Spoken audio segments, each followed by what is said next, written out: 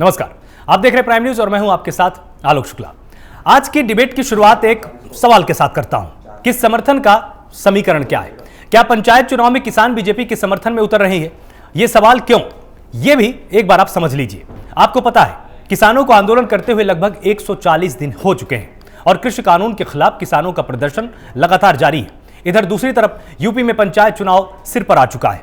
ऐसे में यह माना जा रहा था कि किसान आंदोलन से बीजेपी को नुकसान उठाना पड़ सकता है, लेकिन अब भारतीय किसान यूनियन के महासचिव युद्धवीर सिंह ने पंचायत चुनाव को लेकर बड़ा बयान दिया है।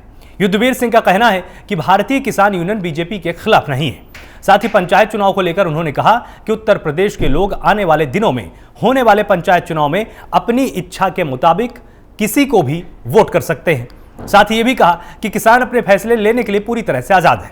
युद्धवीर सिंह का यह बयान उस वक्त आया है जब भारतीय किसान यूनियन ने न सिर्फ कृषि कानून बल्कि बीजेपी के खिलाफ भी मोर्चा खोला हुआ है। हाल ही में राकेश टिकैत पश्चिम बंगाल के दौरे पर गए थे और बीजेपी के बहिष्कार करने की अपील करके आए थे। भारतीय किसान यूनियन उस वक्त यह भी दावा कर रहा था कि किसान 5 राज्यों में होने वाले चुनाव में किसान सभी जगह बीजेपी के खिलाफ आवाज उठाएंगे। लेकिन अब पंचायत चुनाव जिसमें किसानों का सबसे ज्यादा दखल होता है, वही किसान बैकफुट पर है। तो दूसरी तरफ युद्धवीर सिंह के बयान पर राकेश टिकैत और नरेश टिकैत ने भी खामोशी साध ली है। राकेश टिकैत ने दबी आवाज में युद्धवीर सिंह के बयान का समर्थन कर दिया है, तो दूसरी तरफ किसान अगर बीजेपी का सपोर्ट नहीं कर रहे तो विरोध भी नहीं कर रहे। लेकिन इस बदलाव के पीछे की वजह कहां है, जानने की कोशिश अगले 1 घंटे की बहस में आज हम करने वाले हैं। पंचायत चुनाव में बैकफुट पर किसान आखिर क्यों है और क्यों भारतीय किसान यूनियन ने अपने सुर और तेवर बदले हैं। किसानों के बदले हुए सुर का आखिर राज क्या है, तो बीजेपी समर्थन किसान करेंगे या नहीं करेंगे, आज इस बहस में हम ये समझने की पूरी कोशिश करेंगे और पंचायत चुनाव में किसान किसके साथ होगा ये भी जानने का हम यहां पर प्रयास करेंगे। बीजेपी का विरोध करते हुए राकेश टिकैत ने जनसभा का आयोजन किया था, यह पहले की बात है। यूपी पंचायत चुनाव को लेकर भारतीय किसान यूनियन की तरफ से बयान सामने आया है। यहां पर बीकेयू महासचिव युद्धवीर सिंह ने यूपी में जो पंचायत चुनाव है उन पर कहा है कि हम बीजेपी का विरोध नहीं करेंगे। उन्होंने कहा कि चुनाव में बीजेपी का विरोध न करने की बात कही है। बीकेयू का कहना है कि पंचायत चुनाव में किसान अपना फैसला व्यक्तिगत रूप से करे, खुद करे, इसमें यूनियन का कोई हाथ नहीं होगा, क्योंकि यह आपका व्यक्तिगत चुनाव होता है कि आप किसको पसंद करते हैं, आप किसको वोट करते हैं। यह आपके ऊपर है कि आप बीजेपी को वोट करना चाहते हैं या आप किसको वोट करना चाहते हैं। इसके लिए किसानों को हमने स्वतंत्र छोड़ दिया है। तो अब यहां पर यह सवाल खड़ा होता है कि अगर यह सब कुछ इसी तरह से होना था तो पहले इतना ज्यादा विरोध आखिर बीजेपी का क्यों किया जा रहा था, क्यों लगातार कहा जा रहा था कि जो भी बीजेपी की जहां जहां सरकार है, जहां जहां पर बीजेपी चुनाव लड़ेगी हम जाएंगे, उसका विरोध करेंगे, क्योंकि कहीं ना कहीं बीजेपी की ही सरकार ने काले कानूनों को पास किया है। काले कानूनों को लाने की इन्होंने कोशिश की है और वो थोपने की कोशिश देश की जनता किसान के ऊपर की जा रही है। लेकिन अब आखिर ऐसा क्या हुआ कि इनके सुर बदल गए? कहीं ऐसा तो नहीं है कि इनको भी एहसास हुआ कि कृषि कानूनों को समझने में कहीं ना कहीं चूक हुई, या जिस तरह से लगातार सरकार कोशिश कर रही थी कि एक मंच पर बैठकर बातचीत हो जाए, वो रास्ता ज्यादा बेहतर था बजाय विरोध करने के? और क्या पूरी तरह से कृषि कानूनों को काला कानून बता देना एक तरह से कहीं ना कहीं नासमझी साबित हुई है क्या? ये तमाम सवाल आज हम उठाएंगे, क्योंकि पहले भी लगातार इस तरह के सवाल तमाम विद्वानों की तरफ से, अर्थशास्त्रियों की तरफ से उठाए गए थे। सुप्रीम कोर्ट ने भी यही रास्ता सुझाया था कि आपको बैठकर बातचीत करनी चाहिए, क्योंकि अनिश्चितकालीन धरनों से, हड़तालों से कभी कोई रास्ता नहीं निकलता है। आप सबको याद होगा कुछ महीने पहले सुप्रीम कोर्ट ने यही गाइडलाइन दी थी केंद्र सरकार को भी, और जो भी किसान नेता हैं उनको भी यही कहा था कि आप एक टेबल पर बैठकर बातचीत कर लीजिए। उसके बाद अगर आपको लगता है कि कहीं पर भी इन काले कानूनों में, या आपको लगता है कि इन कानूनों को काला साबित करने वाले कुछ बिंदु इसमें शामिल किए गए हैं, आप हमारे बीच में आइए, हम उसकी व्याख्या जरूर करेंगे, हम इस मामले को देखेंगे। उसके बाद एक कमेटी बनाई गई। कमेटी में जब 4 सदस्य नामित किए गए, इसका भी विरोध किया गया किसानों के द्वारा कि ये सरकार को समर्थन देने वाले 4 सदस्य हैं। कमेटी से कोई रास्ता नहीं निकला, लगातार धरना प्रदर्शन चलता रहा। अब रार आकर यहां पर ठनेगी कि पश्चिम बंगाल में जब चुनाव होने थे तब भी राकेश टिकैत ने बहुत जोश के साथ कहा था कि हम जाएंगे पश्चिम बंगाल, हम बीजेपी का विरोध करेंगे। लेकिन अब पंचायत चुनाव पर आकर बात अटक जाती है कि जहां पर सबसे ज्यादा विरोध करने का अवसर यूनियन के पास है। आपको बता देते कि यूपी पंचायत चुनाव से जुड़ी हुई जानकारी क्या है। यूपी में 4 अलग अलग चरणों में चुनाव होने हैं। 15 अप्रैल को पहले, 19 अप्रैल को दूसरे चरण की वोटिंग की जानी है, तीसरे चरण में 26, चौथे चरण के लिए 29 अप्रैल को वोट पड़ेंगे। ये बड़ी जानकारी आपको दे रहे हैं। सभी चरणों में सुबह 7 बजे से शाम 6 बजे तक वोटिंग होनी है और साथ ही पंचायत चुनाव की मतगणना 2 मई को की जाएगी। इसमें यह साफ हो जाएगा कि किस पार्टी को कितनी बढ़त मिली। अब इस दौर में जहां पर यूनियन के पास सबसे बड़ा मौका है कि पंचायत चुनाव में बीजेपी का विरोध करें, लोगों को यह समझाएं, क्योंकि जब पंचायत चुनाव होगा तो किसान की सबसे ज्यादा हिस्सेदारी होनी है, क्योंकि यह गांवों का चुनाव है, यह पंचायत का चुनाव है। किसान इसमें अपना विरोध प्रदर्शित कर सकते थे, लेकिन इसी पंचायत चुनाव में यह कह देना कि किसान खुद तय कर ले उसको वोट कहां पर करना है, यह कहीं ना कहीं इस तरफ भी एक संकेत करता है कि क्या यूनियन को यह अंदाजा हो चुका है कि सिर्फ और सिर्फ पश्चिमी उत्तर प्रदेश के किसान उत्तर प्रदेश में नहीं रहते हैं, पूर्वी उत्तर प्रदेश भी है, बुंदेलखंड का क्षेत्र भी है, और जो उत्तरी पश्चिम प्रदेश है वहां पर भी किसान रहते हैं। उनकी इतनी जनभावनाएं अभी भी यूनियन के साथ नहीं है। क्या इस तरह का संकेत कुछ मिला, या ये यूनियन ने भांप लिया है कि किसान उतना विरोध नहीं कर रहा है जितना यूनियन की तरफ से हो रहा है? एक बीच का रास्ता ढूंढने की यहां पर कोशिश की जा रही है। तो हमारे साथ किसान नेता भी होंगे, उनसे भी हम समझेंगे कि आखिर इस तरह के बयानों का यहां पर क्या अर्थ लगाया जाए। विवेक श्रीवास्तव भी हमारे साथ होंगे, नेता बीजेपी, उनसे भी समझने की कोशिश करेंगे कि क्या बीजेपी के पक्ष में यह चीज जाने वाली है या बीजेपी के खिलाफ अभी भी जा सकती है। हमारे साथ प्रवक्ता कांग्रेस भी होंगे, अंशु अवस्थी होंगे, उनसे भी हम समझने की कोशिश करेंगे कि इससे इनको कितना लाभ होना है या इनको अब इससे कहीं ना कहीं नुकसान हो सकता है। कपिल श्रीवास्तव होंगे, प्रवक्ता सपा होंगे हमारे साथ, इनसे समझने की कोशिश करेंगे कि जिस तरह से अखिलेश यादव लगातार कहते आए हैं कि जो कानून थे वो काले कानून थे, और कहीं ना कहीं यूनियन का सपोर्ट भी समाजवादी पार्टी को मिल रहा था, क्योंकि जो जन भावनाएं थी वो किसानों के साथ हर एक विपक्षी नेता की थी, क्योंकि उनको लगता था कि ये बीजेपी का विरोध कर रहे हैं। तो यहां पर ये तमाम सवाल हम अपने मेहमानों से यहां पर खड़े करेंगे। तमाम मेहमान हमारे साथ जुड़े हुए होंगे, उनसे हम समझने की यहां पर कोशिश करेंगे कि आखिर इस पूरी की पूरी चर्चा का केंद्र क्या हो सकता है। विवेक श्रीवास्तव, नेता बीजेपी, मेरे साथ, बहुत बहुत स्वागत है आपका प्राइम न्यूज पर। अंशु अवस्थी, प्रवक्ता कांग्रेस, हमारे साथ, बहुत बहुत स्वागत है आपका प्राइम न्यूज पर। और कपिल श्रीवास्तव, प्रवक्ता सपा है, आपका भी बहुत बहुत स्वागत है प्राइम न्यूज पर। साथ ही हमारे साथ साबित मलिक है, नेता किसान है, आपका भी बहुत स्वागत है प्राइम न्यूज पर। और साथ ही सुनील कौशिक, वरिष्ठ पत्रकार के तौर पर स्टूडियो में मेरे साथ जुड़े हुए हैं। तो सबसे पहले विवेक जी आपके ही पास आते हैं, आपसे हम समझने की कोशिश करते हैं कि लगातार पहले किसान नेता ये कहते आए थे कि जो भी कृषि कानून है वो काले कानून है, लेकिन अब इस तरह का बयान आना यूनियन की तरफ से कि किसान स्वतंत्र है, वो अपना वोट डाल सकता है। लेकिन पहले यही यूनियन दावा कर रही थी कि किसान बीजेपी को समझा देगी पंचायत चुनाव में या बंगाल के चुनाव में कि आखिर उसने देश के साथ क्या किया है। आपको क्या लगता है, ये आपकी जीत है या किसान भी अब कहीं ना कहीं समझने लगे हैं कि जितना विरोध किया गया कृषि बिलों का उतना जायज नहीं था? पहले तो किसान कानून में कुछ भी काला नहीं है। जब ये लोग धरने पे बैठे उस समय तक इस कानून को लागू हुए 6 माह बीत चुके थे, और अब तक आज की बात अगर मैं कहूँ तो करीब 7-8 माह बीत चुके हैं। और ऐसे में राकेश टिकैत जी ने जिसकी तत्परता से आंदोलन को चलाया, और जब वो पश्चिम बंगाल पहुंचे और अन्य प्रदेशों में भाजपा के खिलाफ रैलियां करने पहुंचे, तो वहाँ पे उनको जन भावनाएं समझ में आ गई।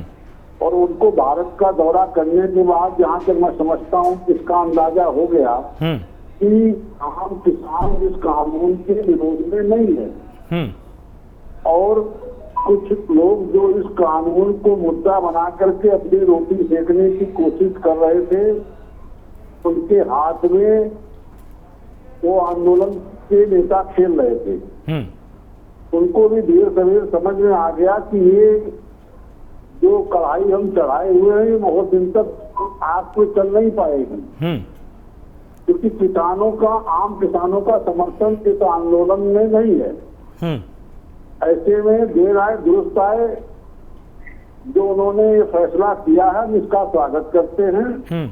ऐसे भी हमारी जहाँ तक जमीन तक पहुँच है, हमारी जहाँ तक किसानों से, जनता से सीधा संवाद है, उसमें कहीं भी कोई हमारा चुनाव परिणाम चाहे वो अन्य प्रदेशों का हो चाहे जिला पंचायत का हो, कहीं से प्रभावित होने वाला नहीं था। और ये सही बात है, अच्छा समय रहते उन्होंने फैसला लिया ताकि उन्हें इसमें अपनी दिक्कत ना आवे, और हम इसका स्वागत करते हैं। सही, किसान हम तौर पर हमारे साथ है, और इस चुनाव में भी हमको उसके सहयोग का लाभ मिलेगा।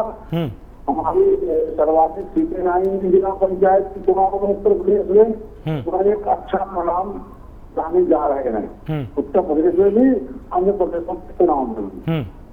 कपिल जी, इनका तो ये कहना है कि अगर यूनियन ये बात ना भी बोलती कि किसान स्वतंत्र है, किसी को भी वोट दे दे तो भी कोई फर्क नहीं पड़ने वाला था क्योंकि किसान तो हमारे साथ थे।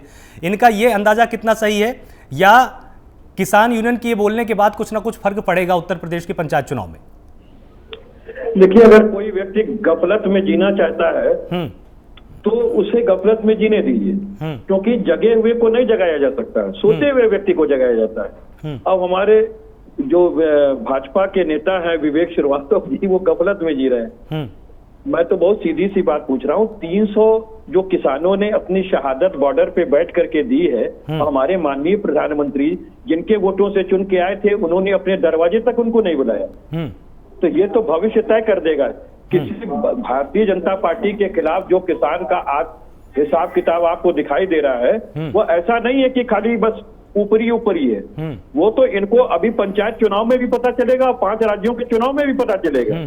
भाई 2 मई कितनी दूर है, आगे आ जाएगा। अभी सारी चीजें सामने आने बाकी है। रह गई बात इस चीज की कि भारतीय किसान यूनियन ने कह दिया कि किसान स्वतंत्र है, जहां चाहे वहां वोट डाले। ये कहने की जरूरत वाकई इसलिए नहीं है क्योंकि सभी किसान जानते हैं कि उनको कहां देना है वो, और किसके विपक्ष में देना है।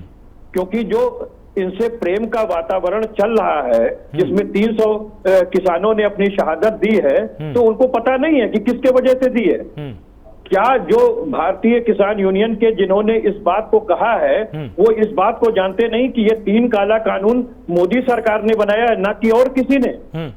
तो अगर वो चाहते कि 3 की जगह 6 बनावे तो भी इनको सपोर्ट कर दे, कोई दिक्कत नहीं है। लेकिन किसानों को खूब पता है, और कोई भी व्यक्ति जो जानता है कि ये तानाशाह सरकार चल रही है, इससे सीधे नहीं निपटना चाहती। बहुत सीधी सी बात ये है। और किसान को जहां वोट देना वो देगा। विवेक भाई जो चाहे सो कह लें, लेकिन इसका परिणाम भोगने के लिए ये 5 राज्यों में तैयार रहें। किसान इनके साथ नहीं खड़ा है, क्योंकि बिल लेकर के ये आए हैं किसान विरोधी, और ये केवल अडानी और अंबानी के पक्ष में बिल लेकर के आए। ठीक। और ये काला कानून अगर था तो है और रहेगा। और रह गई बात ये कि विपक्षी दलों के अगर अधीन होता कहीं किसान नेता, तो बहुत पहले ही विपक्ष को किनारे कर लिया होता।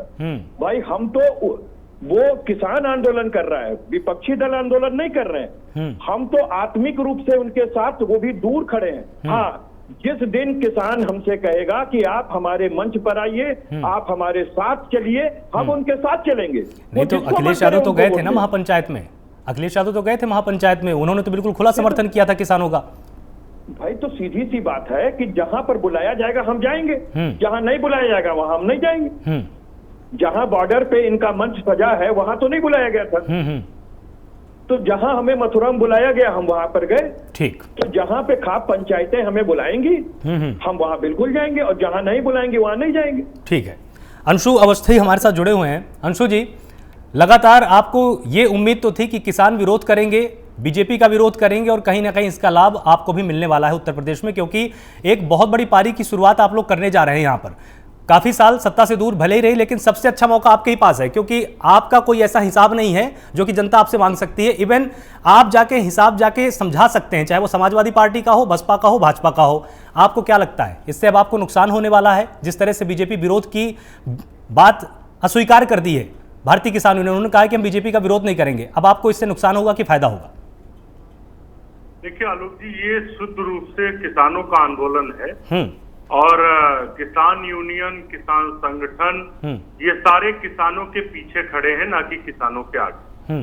किसान स्वयं, आजादी के बाद पहली बार ऐसा आंदोलन हो रहा है आलोक जी कि किसान स्वयं आंदोलित है, और वो अपने नफा और नुकसान को समझ रहा है। क्योंकि जो तीनों बिल आए, चाहे आवश्यक वस्तु संशोधन अधिनियम हो, या कीमत मूल्य संवर्धन अधिनियम हो, या दूसरा जो कॉन्ट्रैक्ट फार्मिंग की बात, तो ये तीनों कानून पूरी तरीके से किसानों के खिलाफ है। और इस देश में 70% से ज्यादा किसान है। किसानों के साथ साथ पूरे देश के आम आदमी की सोच, आम आदमी की जेब पर डाका डालने वाले तीनों कानून। क्योंकि किसान इस देश का अन्नदाता है, वो खेत से फसल उगाकर हमारे घर में देता है, और हमारी जो माँ बहनें हैं वो उस फसल को पकाकर हमारी थाली में देती। तो कहीं ना कहीं जब किसान प्रभावित हो रहा है, तो थाली तक आने में पूरा प्रोसेस जो है वो प्रभावित होगा, और इसको लेकर सभी आंदोलित हैं। किसान यूनियन जहां तक जो बात कर रही है, तो किसान यूनियन की कोई जो अपील है या उनका जो सुझाव है वो अपनी जगह है, लेकिन एक चीज तो बिल्कुल निकल कर आ चुकी है। आप याद करिए, इसी पंचायत चुनाव से पहले भारतीय जनता पार्टी ने उत्तर प्रदेश में घोषणा की कि हम इस बार जो पंचायत का चुनाव है वो अपने सिंबल पर लड़ेंगे, अपने निशान पर लड़ेंगे। उसके बाद जो जमीनी हकीकत थी उसके बारे में इन्होंने कुछ अपने जानकारियां जुटाई और भाजपा को उस निर्णय से पीछे हटना पड़ा। इन्होंने कहा नहीं नहीं, हम समर्थन देंगे। तो ये बात तो ये भी समझ चुके हैं कि देश का अन्नदाता बहुत नाराज है, प्रदेश के लोग भी बहुत नाराज हैं। उसके पीछे ये 3 काले कानून तो हैं ही, साथ साथ में यही भाजपा उत्तर प्रदेश में कहती थी कि भाई गन्ने का मूल्य बढ़ाया जाना चाहिए। अब जो 400 रुपए का गन्ने का मूल्य है वो कम है, ये 500 हो जाना चाहिए बढ़ाकर। लेकिन आज 4 साल हो गए, ये पहली बार ऐसा हो रहा है कि इन 3 सालों में गन्ने का मूल्य बिल्कुल नहीं बढ़ाया गया। दूसरा, इन्होंने कहा था कि हम 15 दिन में गन्ना किसानों का जो बकाया है उसे पूरा भुगतान करेंगे और जो 15 दिन से ज्यादा का समय है उस पर हम ब्याज देंगे। आज तक मूलधन अभी भी 8,900 करोड़ रुपए उत्तर प्रदेश में बकाया है। सवाल यही तो हुआ खड़ा यहाँ पे सरकार ने, अंशु जी, केंद्र सरकार, अंशु जी, सवाल यही तो हुआ ना खड़ा कि अगर इतनी सारी शिकायतें हैं तो फिर तो खुलकर विरोध की अपील करनी चाहिए थी कि आपको किसी भी सूरत में बीजेपी को वोट देना ही नहीं है। तो फिर समर्थन की बात फिर क्यों कि हम विरोध ही नहीं करेंगे। किसान संगठन की अपनी रणनीति होती है, हर एक किसान संगठन की अपनी मजबूरियां हो सकती है, उसके पीछे क्या है वो एक अलग बात है। लेकिन प्रदेश का जो आम किसान है वो नाराज है और इसी वजह से आजादी के बाद पहली बार ऐसा आंदोलन है जो इतने लंबे समय तक अभी भी चल रहा है। पूरा जाड़ा हो चुका है, बरसात जा चुकी है और फिर से आप देखिए कि गर्मी आ गई, लेकिन किसान वहीं पर डटा है। दुर्भाग्य ये है कि सरकार की जो संवेदनशीलता है वो पूरी तरीके से शून्य हो चुकी है। सरकार सिर्फ और सिर्फ, चाहे उत्तर प्रदेश हो या देश हो, सिर्फ और सिर्फ ये चुनाव में व्यस्त है। और ये इतिहास लिखा जाएगा, याद रखा जाएगा कि ऐसी निर्मम सरकार बनी थी कि लगातार पिछले 300 से ज्यादा दिन हो चुके, लेकिन सिर्फ और सिर्फ सरकार किसानों की तरफ ध्यान न देकर अपने चुनाव में व्यस्त है, चुनाव में मस्त है। ठीक है, साबित मलिक हमारे साथ हैं, नेता किसान है। हम इनसे एक बार समझने की कोशिश करते हैं। जिस तरह से इन्होंने विश्लेषण किया, इनका कहना है कि शिकायतें तो बहुत सारी हैं, लेकिन फिर भी किसान नेताओं द्वारा ये अपील कर देना, अप्रत्यक्ष रूप से राकेश टिकैत का भी इस बात पर चुप्पी साध जाना कि ठीक है, हम बीजेपी का कोई विरोध नहीं करना चाहते हैं, किसान स्वतंत्र है, आज़ाद है, तो वो तो पहले भी था। फिर आखिर लगातार अपील क्यों की जाती थी किसानों से कि नहीं, आपको एकजुट होना है, आपको एक मंच पर आना है, सरकार को हम सबक सिखाएंगे। पहले तो इस तरह की बातें थी, अचानक शुरू में इतना बदलाव क्यों हुआ? आलोक शुक्ला जी, जी, जो ये आंदोलन चल रहा है इसको एक संयुक्त किसान मोर्चा चला रहा है। जो भी निर्णय होते हैं संयुक्त किसान मोर्चे की बैठक में होते हैं जी। ऐसे कोई भी अपने निजी बयान दे सकता है।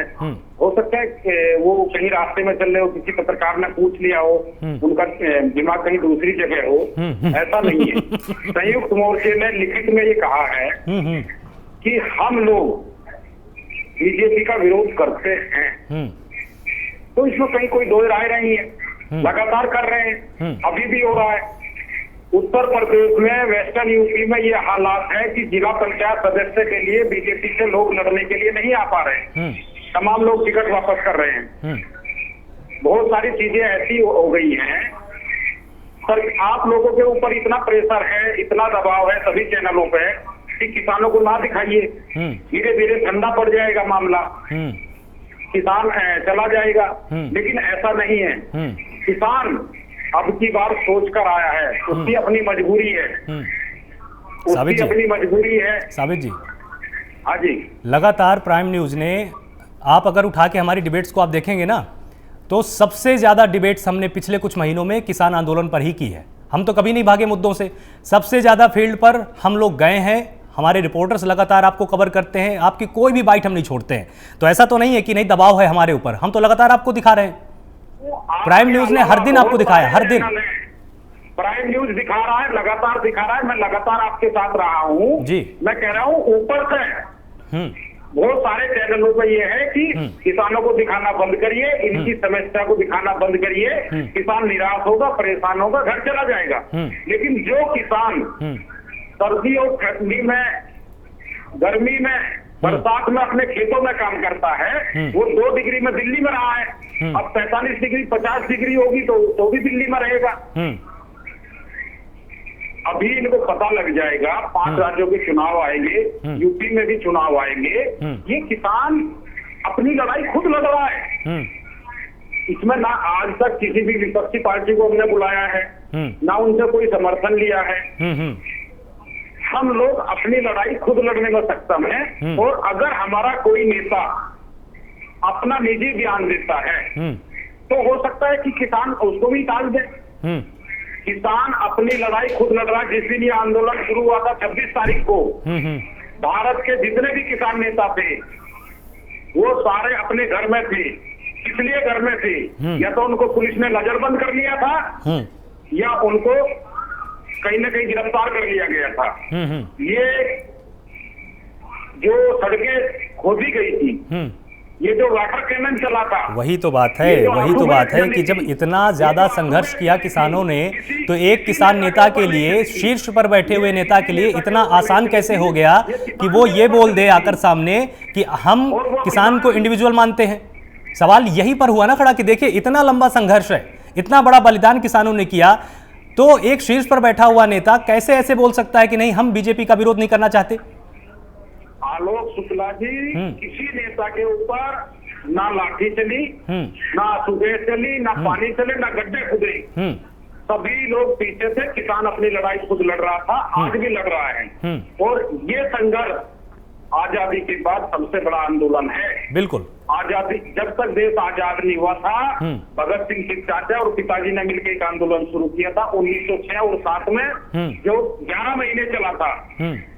और ये आंदोलन जो है, ये सरकार चाह रही है कि इनको आप शांत करा दो, मीडिया में आना बंद करा दो, टीवी में दिखाना बंद कर दो, किसान घर चला जाएगा, घर नहीं जाएगा।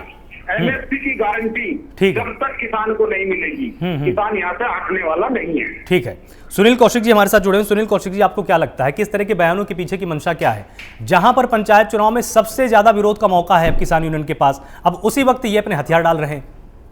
नहीं आलोक जी, बड़ा मुझे हंसी आ रही है कि मलिक साहब ने ये सारी चीजें नहीं रखी। मलिक साहब ने केवल युद्धवीर सिंह का व्यक्तिगत बयान बता दिया, लेकिन मुझे लगता है कि जो पिछले 1 महीने से जो पर्दे के पीछे चल रहा है, कि शायद मलिक साहब वो भी बताते तो मुझे लगता है कि किसान इस बात को समझ पाते। बिल्कुल, पिछले 15 दिन पहले स्वतंत्र देव सिंह का 2 दिन का दौरा, इनके तमाम नेताओं के रात के अंधेरे में मिलना, और जिस तरीके से बीजेपी के द्वारा 2 महीने पहले किसान आंदोलन को जाट आंदोलन का रूप देना और गृह मंत्री ने जाट नेताओं को बुलाना, ये सबको पता है कि जाट नेता को बुला करके कैसे डांटा गया था जितने भी बीजेपी पार्टी में थे, और किस तरीके से दबाव बनाया। ये भी शायद मलिक साहब बताते हैं कि युद्धवीर सिंह जी की पिछले हफ्ते दिल्ली में किस नेता से मीटिंग हुई, क्योंकि मैं बताऊंगा तो वो ठीक नहीं है, यही बताएं तो बहुत अच्छा है कि बीजेपी के किस वरिष्ठ नेताओं से मीटिंग हुई। और पंचायत चुनाव को लेकर के मुझे लगता है कल रात को लखनऊ में इन्हीं की पार्टी के नेता बिल्कुल डेरा डाले हुए थे। तो ये बयान ऐसा नहीं है कि मलिक साहब ने कह दिया कि चलते जा रहे थे, पत्रकार ने पूछ लिया तो उनके दिमाग में कुछ और होगा, उन्होंने कुछ और कहा, राहों में उनसे मुलाकात होगी, इस तरह वाली बात मुलाकात होगी। ये सारे ये समाजवादी पार्टी के प्रवक्ता भी बैठे हैं, वो भी समझते होंगे, कांग्रेस के प्रवक्ता बैठे हैं, वो भी समझते होंगे कि इतने बड़े संगठन के राष्ट्रीय महासचिव हैं युद्धवीर सिंह जी, ऐसा बयान देना बहुत आसान नहीं होता है। बिल्कुल नहीं। और दूसरी बात, मैं इसको बुरा भी नहीं मानता, क्योंकि जो भी पार्टी सत्ता में होती है या जो भी पार्टी सत्ता में रही है, वो इस तरीके का दबाव डालती भी हैं, बीच का रास्ता निकालने का प्रयास भी करती हैं, और वो बीजेपी ने किया तो कोई गलत नहीं किया। ये तो दूसरी बात है कि जो किसान आंदोलन कर रहे हैं, या किसान से संबंधित जो संगठन आंदोलन कर रहे हैं, वो विपक्ष में बैठे हुए राजनीतिक दलों के इशारे पर चलें, या उनसे सामंजस्य बिठा के चलें, या सरकार के हिसाब से चले। क्योंकि कभी कभी क्या होता है कि जब बड़े बड़े आंदोलन होते हैं तो उनके बीच में ही कोई ऐसा एक मध्यस्थ होता है जो वार्ता का दौर जारी रखता है, कभी वो सरकार से मिलेगा, कभी संगठन से मिलेगा। और इसमें 1, 2 या 3 मुझे लगता है कि प्रमुख सचिव लेवल के आईएएस को भी डाला गया था, जो दोनों तरफ वार्ता कर रहे थे, और 10-11 चक्कर की वार्ता भी हुई। वार्ता के बाद सुप्रीम कोर्ट में गया, सारी चीजें सारे देश के सामने हैं। लेकिन अब चुनाव आ रहे हैं, चुनाव में पता चलेगा कि उन्होंने सिर्फ ये नहीं कहा कि बीजेपी का समर्थन करिए, उन्होंने ये कहा है कि जिसके मन में जहां आए वहां वोट डाले। तो ये कुछ भी हो सकता है। एक तरीके से अपने कार्यकर्ताओं को फ्री छोड़ा गया है कि एकदम दबाव न बने, और हो सकता है कि यदि यही नेता विरोध भी करते किसी तरीके से कि बीजेपी को विरोध नहीं करना है, तो बीजेपी कुछ और कहती। तो पीछे के पर्दे से क्या बातें रही पिछले 15 दिन में, क्योंकि हम तो सारी चीजें देख रहे हैं दिल्ली में बैठ करके कि कैसे वार्ता नेताओं से हो रही है और क्या क्या कह सकते हैं कि वायदे किए जा रहे हैं। तो अब 5 राज्यों के चुनाव हैं, 2 मई को निर्णय आएगा। निश्चित तौर से दूध का दूध पानी का पानी होगा कि वास्तव में देश के किसान बीजेपी के साथ हैं या किसानों के साथ हैं या विपक्ष के साथ हैं। ये 2 मई की शाम तक बिल्कुल क्लियर हो जाएगा। बिल्कुल, बोलिए आप, कुछ आप बोलना चाह रहे थे।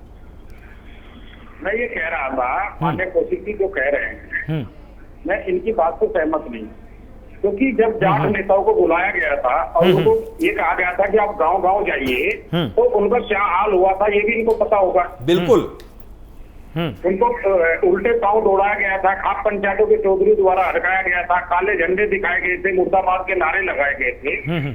और इन्होंने देखो खुद ही बता दिया कि किसी ने भी ये नहीं कहा है कि बीजेपी को वोट देना। उन्होंने कहा कि फ्री है। और ये जब से किसान संगठन बने हैं आज तक कभी ये नहीं कहा गया कि इस राजनीतिक पार्टी को वोट देना है। जब भी कोई चुनाव होता है उसमें ये कहा जाता है कि आप स्वतंत्र हो, किसी को भी वोट दे सकते हो, क्योंकि ये सारे संगठन राजनीतिक नहीं है, ये अराजनीतिक है। लेकिन उसमें हो सकता है यूनियन तो है ना, लेकिन मलिक साहब यूनियन तो है ना, लेकिन यूनियन का फिर क्या अर्थ रह गया?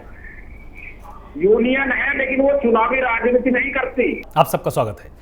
ब्रेक में जाने से पहले सवित मलिक जी, आप समझा रहे थे कि राजनीतिक संगठन नहीं है किसान यूनियन, लेकिन राजनीति तो लगातार हो रही है ना, विरोध राजनेताओं का ही हो रहा है, विरोध सरकार की नीतियों का ही हो रहा है। और यूनियन अगर राजनीति नहीं करेगी तो फिर क्या करेगी? फिर इसकी जरूरत क्या है?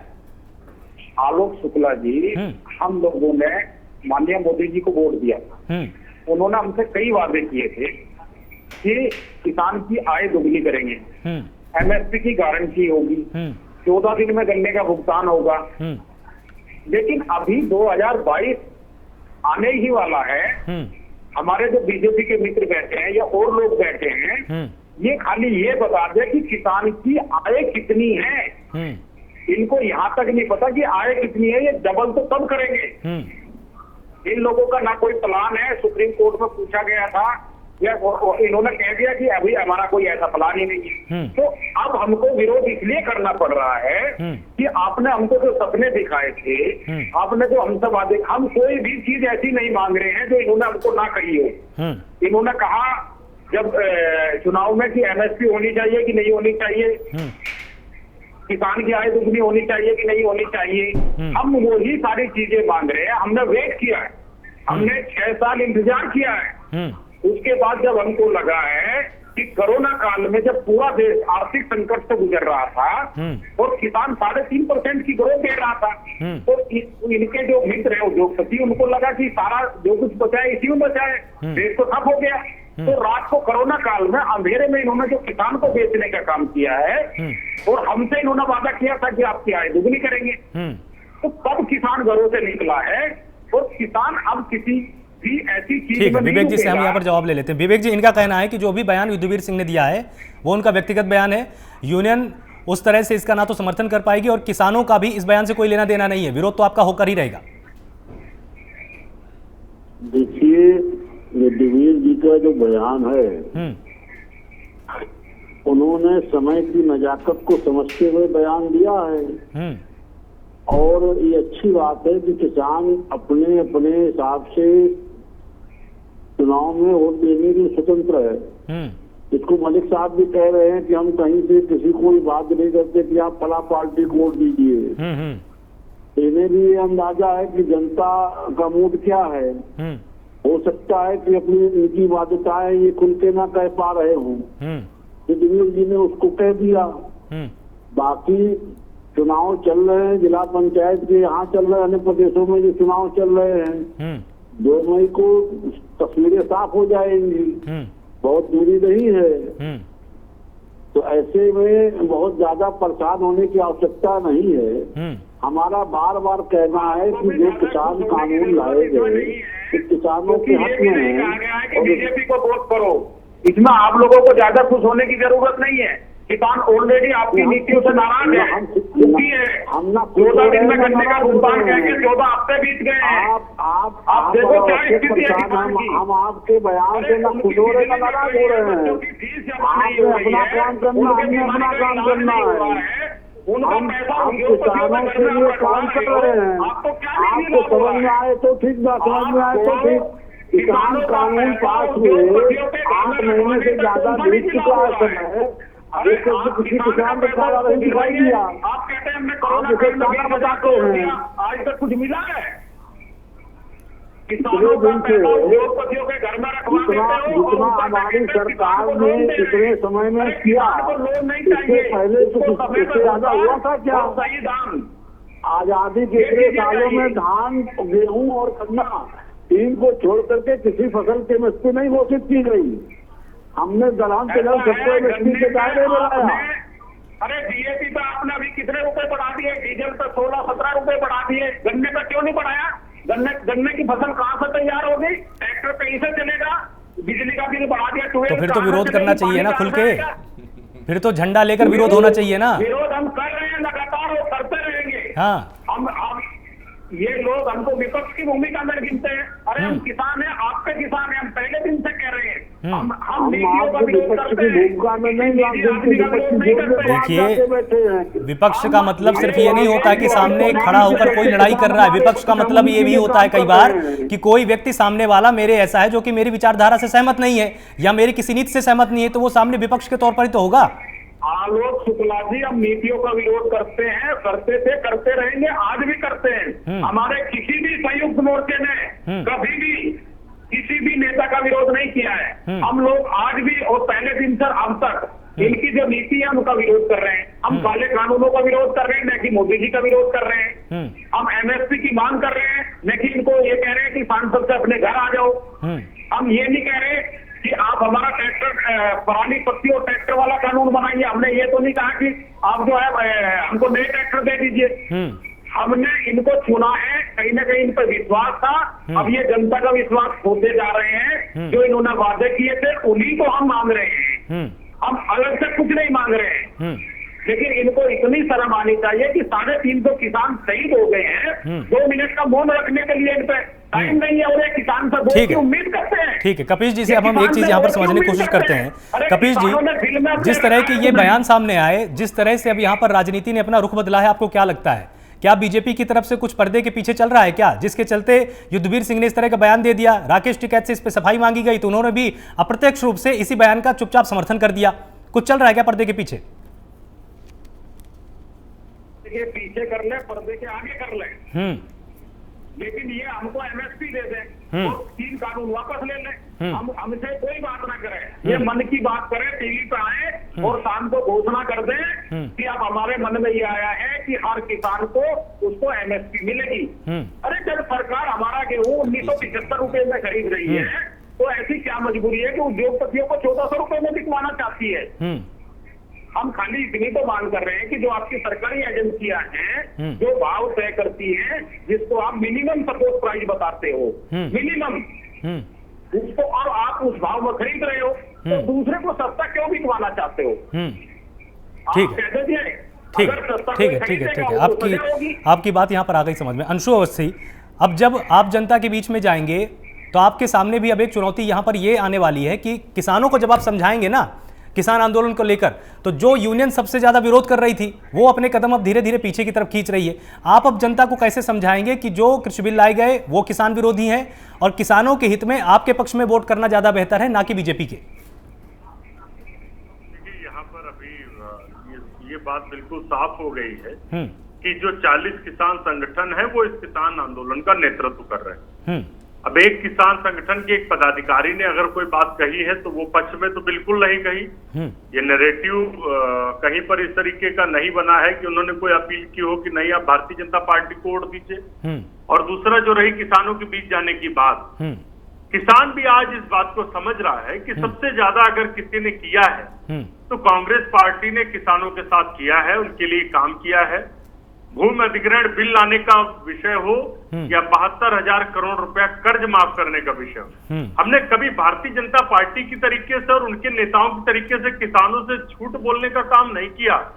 हमने जब कर्ज माफ किया तो माफ किया। आप याद करिए 2017 में प्रधानमंत्री जी सहित बहुत सारे बीजेपी के नेता किसानों का कर्ज माफ करने की बात कर रहे थे, और जब उन्हीं किसानों ने उत्तर प्रदेश में बीजेपी की सरकार बनवा दी तो उसके बाद उसमें नियम और शर्तें लगा दी गई। तो सिर्फ और सिर्फ धोखा देने का काम किया। इससे पहले भी जो समाजवादी पार्टी की सरकार थी उस समय भी किसानों का कर्ज माफ करने में जो नियम शर्तें रखी गई उससे जो असल मकसद था वो हल नहीं हो पाया।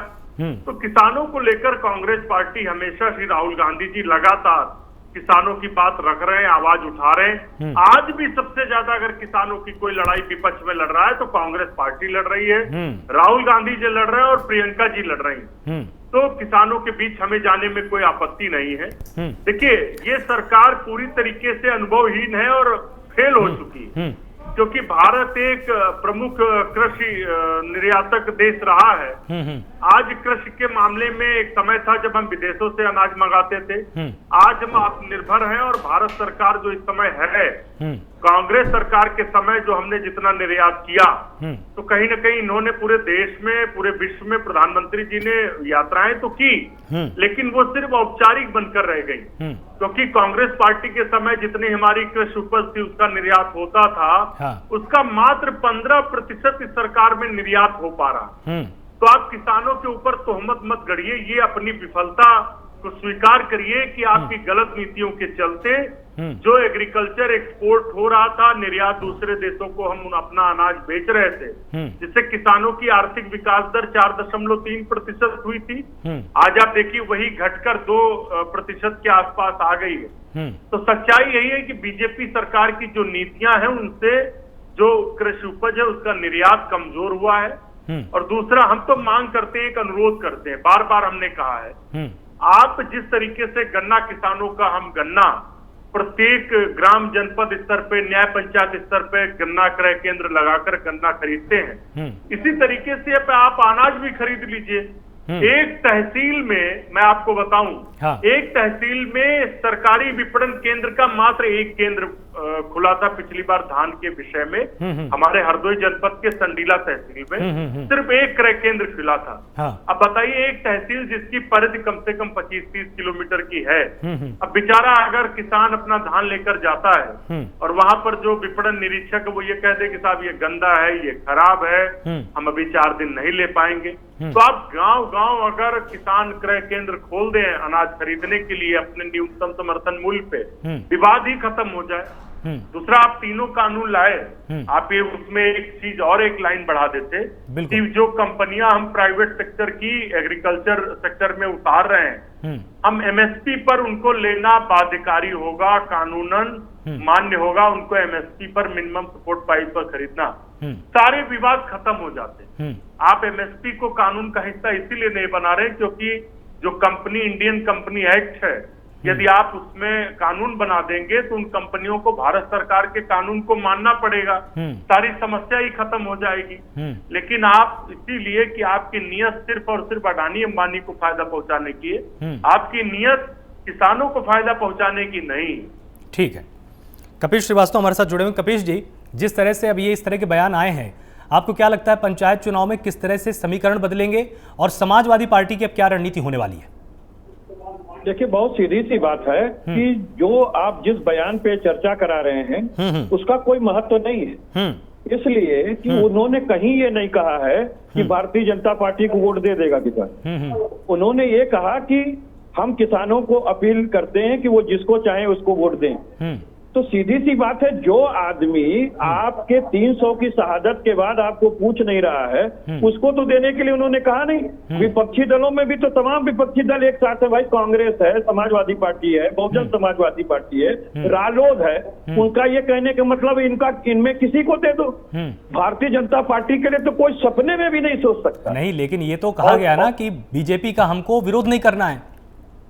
नहीं, देखिए, उन्होंने तो सिर्फ अपनी एक बात कही कि हमें विरोध नहीं करना है। अगर आप विरोध नहीं कर रहे हैं तो फिर क्यों बॉर्डर पे बैठे हुए हैं? हाँ, यही बात, किसके विरुद्ध बैठे हुए हैं? इसीलिए तो आज की ये जो चर्चा कराई गई ना, फिर इसलिए चर्चा कराई गई।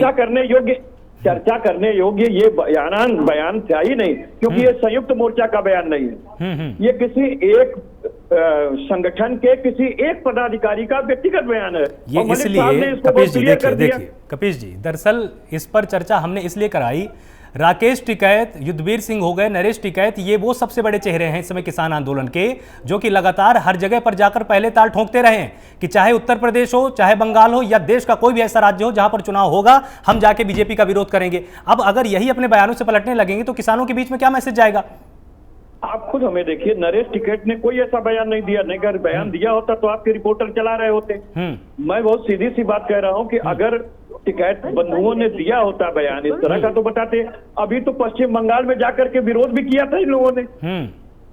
तो बहुत सीधी सी बात है, किसान बता चुका है कि हमें क्या करना है, इसीलिए तो ये अपने सिंबल पे आ नहीं रहे हैं पंचायत चुनाव में।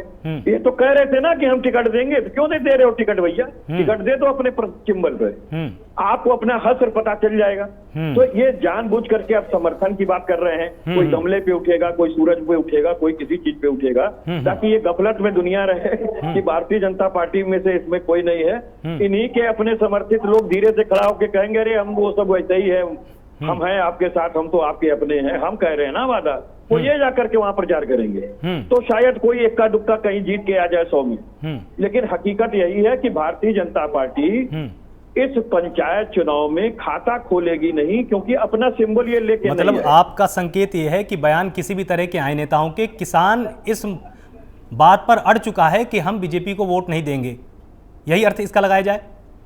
बिल्कुल वोट नहीं देगा किसी कीमत पे। आप हमें बताइए, जिस परिवार के 300 लोग आपने ले लिए और आप इस लोकतंत्र के मंदिर में खड़ा होकर के उनके प्रति आप अपनी विनम्र श्रद्धांजलि भी ना दे सकें, तो ऐसे प्रधानमंत्री को, किसानों को क्या आवश्यकता है, या इस देश को क्या आवश्यकता है बताइए? एक भी अगर हमारा नागरिक मरता है तो हमारे हृदय में घात होना चाहिए, क्योंकि हम पाल्य हैं। एक पाल्य स्वरूप होता है प्रधानमंत्री, उसके हमने आपको अपने लिए नीति निर्धारण करने के लिए दिया है, लेकिन अपने मौत के लिए नीति निर्धारण करने के लिए नहीं बैठाया है। अब 300 की शहादत हो गई, उस पर आप कुछ बोलना ही नहीं चाहते। भारतीय जनता पार्टी तो घर घमंड और अपने घमंड में चूर है, वो किसी को कुछ देख ही नहीं पा रही है, क्योंकि सारी ईवीएम सेट है। भाई बैलेट से करा लीजिए चुनाव, 20 लाख ईवीएम मिसिंग है, तो वो आखिर कहाँ करा रही? विवेक भाई से पूछ लीजिए कि वो ईवीएम कहाँ चली गई। और ये ईवीएम जो अभी असम में बरामद हुई, भारतीय जनता पार्टी के जो चुनाव लड़ रहे थे प्रत्याशी, उनके वाहन में, वो कहां से आ गई थी? तो भाई चक्कर ये है कि हमाम में क्या है वो दुनिया को पता है। लेकिन ठीक है भैया, संवैधानिक संस्थाओं का लेकर रोना रोते रहिए और लोकतंत्र को किनारे रखते रहिए, वरना किसान की कोई अनदेखी कर सकता है क्या भारत के अंदर? यही किसान 350 से ऊपर पहुंचाने में का काम अगर नरेंद्र मोदी जी को किए हैं, या तो नरेंद्र मोदी जी कह दें कि किसानों के वोट से मैं नहीं पहुंचा, मैं अपनी ईवीएम से पहुंचा हूं, और या फिर मान लें कि किसानों के वोट से पहुंचे, तो किसान तो कह रहा कि हमारे काले कानून वापस करो। किसानों की 300 की शहादत हो गई, आपका घमंड इस कदर का कि आप अपने 300 नागरिकों के मर जाने के बाद आप अपनी हठधर्मिता नहीं छोड़ रहे हैं और आप उनके प्रति विनम्र श्रद्धांजलि नहीं अर्पित कर सकते हैं। शर्म करनी चाहिए प्रधानमंत्री जी और भारतीय जनता पार्टी। और दूसरी बात मैं कहना चाहूंगा, हाँ बोलिए, कि अंशुल अवस्थी जी कह रहे थे कि केवल कांग्रेस ने जो है वो किसानों के लिए काम किया। अंशुल अवस्थी जी, किसानों ने भारतीय जनता पार्टी से बेहतर काम किया है, इसमें कहीं दो राय नहीं। लेकिन अगर आज ये जो लड़ाई आपको दिखाई दे रही है, ये लड़ाई भी कहीं ना कहीं आपकी वजह से, क्योंकि आपने ही अगर एमएसपी पे कानून बना दिया होता, और आप जो यही बिल लेकर के आ रहे थे, जिसको कि हम लोगों की वजह से भी और आपके संगठन में भी आपके नेताओं ने आपका विरोध किया, जिसके वजह से लागू नहीं हुआ, वरना परिकल्पना तो कांग्रेस ने ही दी थी। तो इस बार को भी तो स्वीकार कीजिए। मैं मानता हूं कि कांग्रेस ये नीति नहीं लाई इसलिए कि उसका अपना अंदरूनी विरोध था, और हम लोग आपको बाहर से समर्थन कर रहे थे बिलाकर, और आपने हमारी भी बातें सुनी थी। लेकिन आप सिर्फ अगर कांग्रेस की तारीफ करेंगे और बाकी विपक्षी दलों को अपने साथ लेकर के नहीं चलेंगे और उनको नीचा दिखाने का काम करेंगे, तो भाई देखिए कहीं ना कहीं से आप एक उंगली उठाते हैं तो 3 उंगली आपके भी ऊपर। ठीक है, विवेक जी जवाब दीजिए। इन्होंने तमाम आरोप आप पर लगाए, इनका कहना है कि जो भी नीतियां आपने बनाई, पहली बात तो वो सटीक नहीं है, किसान किसान विरोधी हैं, और भले ही किसी तरह का बयान किसी भी एक नेता द्वारा दिया जाए, वो संयुक्त मोर्चे का बयान नहीं है, आपका विरोध किसान करेगा ही करेगा। ये हर स्थिति में अपने लिए रास्ता ढूंढने की कोशिश कर रहे हैं। मैं इनकी बात तो गौर से सुन रहा था। इनका बार बार ये कहना है कि वो संयुक्त किसान मोर्चे का बयान नहीं है, एक नेता का बयान है, व्यक्तिगत बयान है। हम कहते हैं किसी का भी बयान हो, नेता छोटा हो बड़ा हो, किसानों के बीच से आया बयान है। और जो ये बार बार ईवीएम का रोना रो रहे हैं, उत्तर प्रदेश के पंचायत चुनाव ईवीएम से नहीं हो रहे हैं, यहाँ मत पत्रों से ही चुनाव होने जा रहा है। और इनका ये अरमान भी इस बार पूरा हो जाएगा कि भारतीय जनता पार्टी का जो खाता खोलने की चुनौती दे रहे हैं, इन्हें जानकारी के लिए बता दूं कि तमाम सीटें भारतीय जनता पार्टी की जिला पंचायत सदस्य निर्विरोध निर्वाचित हो चुके हैं, जिसमें इनको प्रत्याशी नहीं मिला खड़ा करने के लिए। और भाजपा ने कहीं भी ये नहीं कहा था कि हम ये चुनाव सिंबल पर लड़ने जा रहे हैं। भारतीय जनता पार्टी पूरी तरह से अपने समर्थित प्रत्याशी। अब देखिए इस बात का जवाब नहीं, समर्थित प्रत्याशी क्या होता है? समर्थित प्रत्याशी क्या होता है? कमल लड़ाइए ना, कमल का चुनाव इनका यही तो कहना है। विवेक जी सुनिए विवेक जी, इनका यही तो कहना है कि पहले आप अपने चुनाव चिन्ह पर सभी को उतारने वाले थे, अब आपने ये कर दिया कि चुनाव चिन्ह पर कोई नहीं लड़ेगा। ये बड़ा आरोप आप पर लगा रहे हैं। क्या कि कमल का आखिर आप लोग इस्तेमाल क्यों नहीं कर रहे चुनाव चिन्ह का, अपने सिंबल का? आलोक जी, मैं तो कह रहा हूं अगर हिम्मत होती भारतीय जनता पार्टी लड़के दिखा देती, किसान औकात दिखा देते बीजेपी को, नहीं किया गया है। किसान औकात दिखा देते प्रत्याशियों की सूची जारी हो रही है, बाकायदा प्रदेश अध्यक्ष इसको जारी कर रहे हैं और उनको सब लोग मिलकर के लड़ा रहे हैं। ऐसे में कहीं से ये कहने का कोई विषय नहीं कि ये फलां हमारे प्रत्याशी नहीं, जो सूची जिनके नाम की जारी हो रही है हमारे प्रत्याशी हैं, उनको पूरी पार्टी मिलकर लड़ा रही है। जिनकी हिम्मत हो उनके खिलाफ चुनाव लड़े और लड़कर हालांकि दिखा दें, मैं भी चुनौती दे रहा हूँ। तमाम प्रत्याशी हमारे निर्विरोध निर्वाचित हो चुके हैं। विवेक जी, हिम्मत होती तो आप लड़के दिखाते, यही किसान आपको औकात दिखा देते, आपकी औकात दिखा देते बीजेपी को। औकात देखने दिखाने की बात ना करें अवस्थी जी, संसदीय भाषा का प्रयोग करें। मैं नहीं कर रहा हूँ, किसान औकात दिखाते, मैं नहीं कर रहा हूँ, किसान दिखाते। किसान हमारे थे, हमारे हैं, हमारे रहेंगे, उनका समर्थन हमारे साथ रहा। किसानों के किसानों की शहादत करा दी, कैसे किसान आपके विरोधी कानून किसानों के लिए बहाने मत जाइए। किसानों के कांग्रेस के शासन में आपने कभी अंशु जी एक सेकंड विवेक जी एक सेकंड, सबित जी एक सेकंड, विवेक जी एक सेकंड ना, ठीक है रुकिए ना, एक सेकंड विवेक जी एक सेकंड। अंशु जी, आपने कपीश जी की बात का तो आपने जवाब नहीं दिया ना। कपीश जी ने आप पर यह आरोप लगाया कि जो रार आज छिड़ी हुई है उसमें कहीं ना कहीं आपका भी हाथ है। आप आखिर ऐसा संकल्प लेकर ही क्यों सामने आए थे जिसको बाद में बीजेपी ने फिर पारित करा दिया? नहीं, देखिए ये सीधी सी बात है कि अगर एमएसपी की बात हो तो एमएसपी हम ईमानदारी से दे रहे थे। और दूसरा, कपिल जी की भी मैं बात का जवाब दे देता हूँ, वो काफी प्रबुद्ध प्रवक्ता है। बिल्कुल।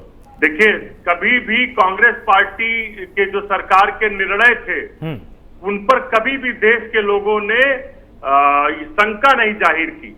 आप बताइए, आज भारतीय जनता पार्टी के नेताओं को भरोसा दिलाना पड़ रहा है, कानून को बताना पड़ रहा है कि ये उनके हित में है। अरे किसानों को पता है कि ये कानून उनके हित में नहीं है। मैं 1 मिनट में कंप्लीट कर दूं, पूरा कर लेने दीजिए मलिक साहब, पूरा कर लेने दीजिए, फिर मैं आपके पास आ रहा हूँ। मलिक साहब आपके पास आ रहा हूँ, बोलिए। हाँ, छोटा सा उत्तर दीजिए। आप बताइए, अगर एमएसपी को हमने कानून का हिस्सा नहीं बनाया, लेकिन कभी हमने ये भी नहीं किया कि सिर्फ कोई ऐसा कानून बनाया हो जो सिर्फ उद्योगपतियों को लाभान्वित कर रहा हो, सिर्फ उद्योगपतियों को फायदा पहुंचा रहा हो। आवश्यक वस्तु अधिनियम कानून किसने बनाने का काम किया था? भारतीय जनता पार्टी ने तो संशोधन करके उसको समाप्त करने की कोशिश की। हमने कभी भी उद्योगपतियों के लिए काम नहीं किया। बिना कानून बनाए पूरी जिम्मेदारी से कांग्रेस पार्टी ने, कांग्रेस सरकार ने किसानों को एमएसपी दी और यही भरोसा था कि आज बीजेपी को उस भरोसे को बार बार प्रधानमंत्री को दिलाना पड़ रहा। चलिए ठीक है। तो कहीं न कहीं सरकार की छवि पर भी चोट पहुंची है। केंद्र सरकार में जिम्मेदार बैठे लोग ठीक है, जब झूठ बोलते हैं तो कहीं न कहीं इसका खामियाजा आगे आने वाली भी सरकारों को भुगतना पड़ेगा। ठीक है। समित मलिक जी, जनता को एक अंतिम उत्तर आपसे मैं यहाँ पर चाहता हूँ कि लगातार जिस तरह से विरोध किसान कर रहा है, चाहे बॉर्डर पर हो चाहे तमाम गांवों पर हो, अब जब पंचायत चुनाव होगा किसान किसके साथ है?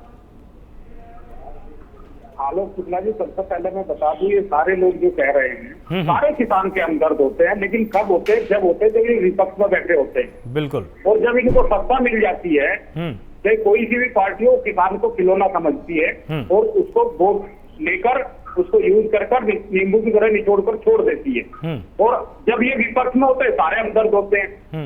अभी जो बीजेपी सत्ता में है, जब ये विपक्ष में थी, ये हमारी सबसे बड़ी हमदर्द थी।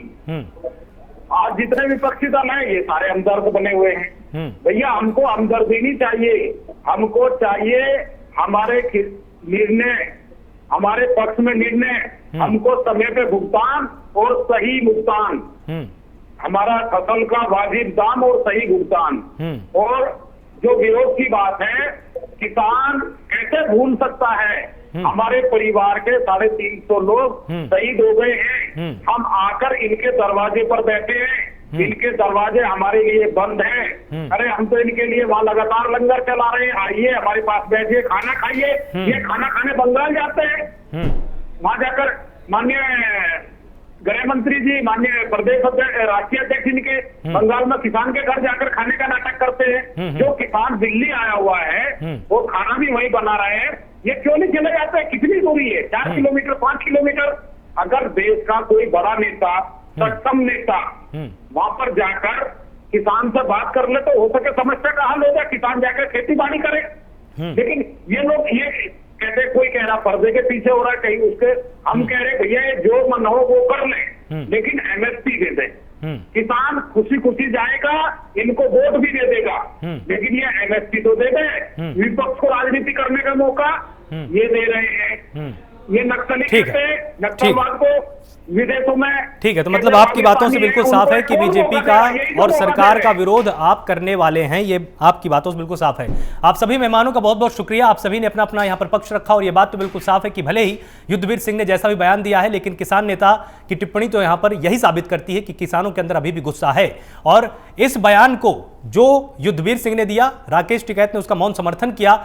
कहीं भी बीजेपी ये मानकर न चले कि अभी भी किसान का वोट उसके पक्ष में जा सकता है, उसको तैयारी करनी पड़ेगी, किसानों को समझाना पड़ेगा कि किस तरह से कृषि बिल से उसको फायदा होने वाला है, और अगर इसमें नाकामयाब बीजेपी हो जाती तो उसको नुकसान पंचायत चुनाव में उठाना पड़ेगा। साथ ही जो तमाम विपक्षी दल हैं वो भी इस चीज को लेकर आश्वस्त न हो जाए कि किसान उसके पाले में आ सकता है, क्योंकि किसान अभी भी ये सोच रहा है कि उसका फायदा कहां पर होने वाला है, कौन उसको ज्यादा फायदा दे सकता है।